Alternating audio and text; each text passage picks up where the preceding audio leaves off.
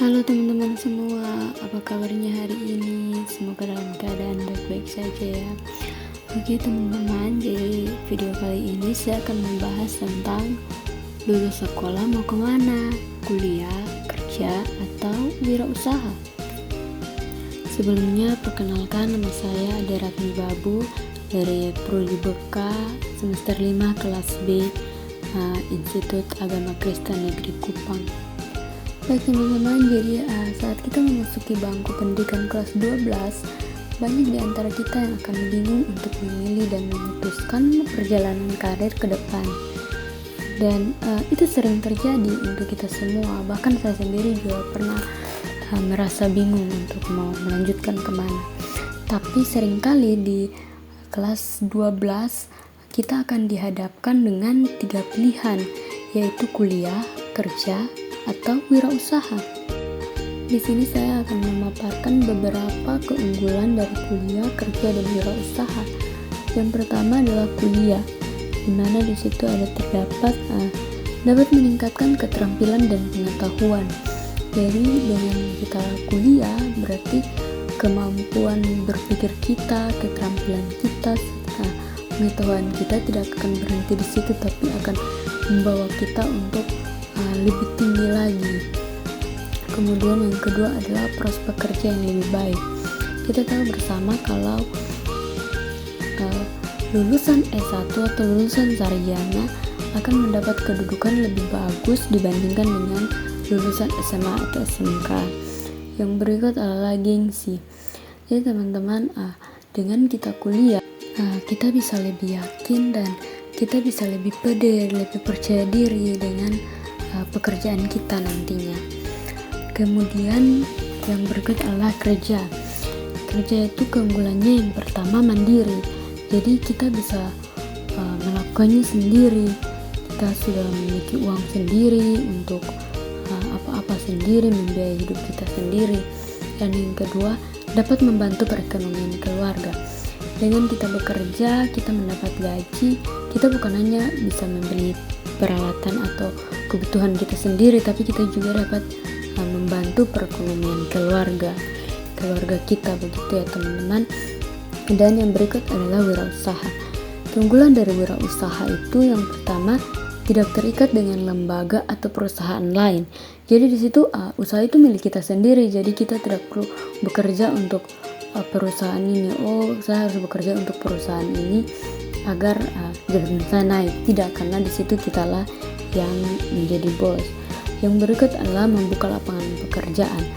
Jadi kalau kita berwirausaha, kita tidak hanya bekerja dan menghasilkan, tetapi kita juga dapat mempekerjakan orang dan membantu menstabilitaskan sumber daya manusia.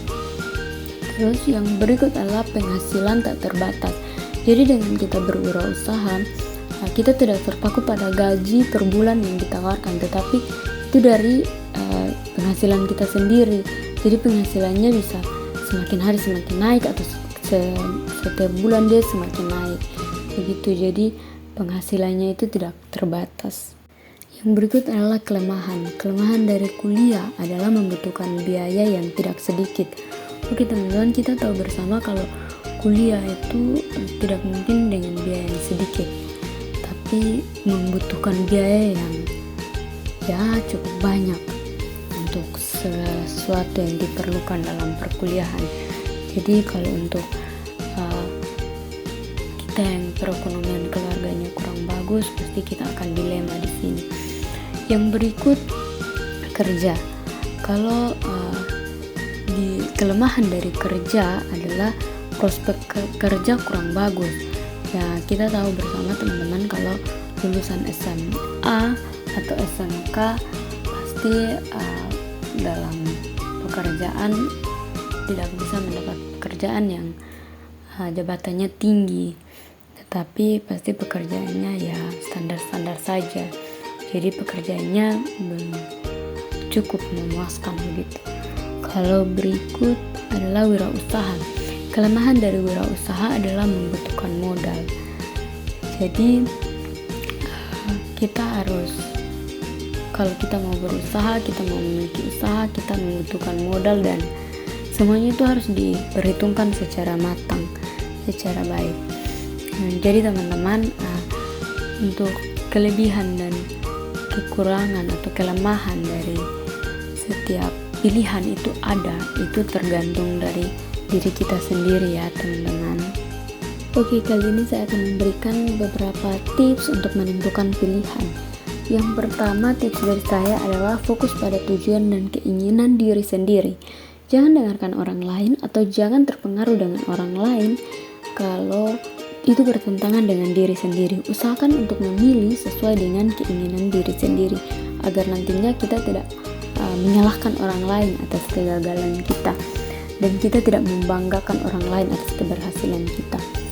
Yang kedua adalah komunikasikan dengan kedua orang tua. Komunikasi dengan kedua orang tua mengenai pemilihan karir itu sangat penting ya teman-teman. Jadi saat kita bimbang dan bingung, kita bisa mendapat arahan dari kedua orang tua. Yang berikut adalah pahami kondisi dan keadaan. Jadi kita harus mampu memahami kondisi kita dengan keadaan yang ada. Jadi kita tidak perlu memaksakan keinginan kita. Oh, saya harus kuliah dokter, tetapi orang tua saya tidak mampu dan nilai saya tidak cukup untuk mengurus beasiswa. Jadi pahami kondisi dan keadaan diri. Kemudian tentukanlah pilihan. Setelah fokus pada keinginan dan tujuan dan keinginan diri sendiri, setelah berkomunikasi dengan kedua orang tua dan setelah memahami kondisi dan keadaan, maka teman-teman harus berani menentukan pilihan. Tidak boleh ragu-ragu dalam mengambil pilihan dan tentukan pilihan apa yang teman-teman inginkan. Saya mau kuliah kah? Saya mau kerja? Atau saya mau berwirausaha? Yang berikut adalah yakin pada pilihan Anda dan selesaikan apa yang sudah Anda pilih. Jadi teman-teman, kalau Anda sudah memilih sesuatu, teman-teman harus yakin dengan itu pilihan, kalau saya bisa menyelesaikan ini dan harus diselesaikan karena saya sudah memilih ini. Dan untuk mencapai semua itu kita membutuhkan tuntunan dari Yang Maha Kuasa. Jadi jangan lupa berdoa dan menaruh kepercayaan kepada Tuhan agar Tuhan membantu teman-teman dalam memilih dan menentukan pilihan karir dari teman-teman ya. Sekian tips dari saya, semoga bermanfaat.